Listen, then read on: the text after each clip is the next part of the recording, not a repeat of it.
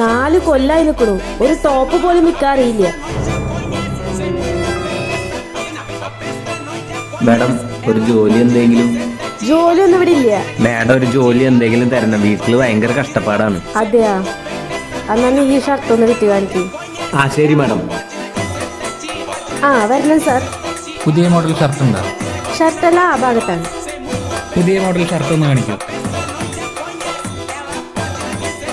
ഇത് പുതിയ മോഡൽ ഇന്നലെ വന്നുള്ളൂ. ഇതാ ഈ ഷർട്ട് ഒന്ന് എടുത്തു നോക്കൂ. ഇത് എടുത്തു കഴിഞ്ഞാൽ ഒരു ജീൻസ് ഫ്രീയാ. ഫ്രീയാ? എന്നാ വേഗം പാക്ക് ചെയ്തോ. മാഡം ഒരു ഷർട്ട് 300.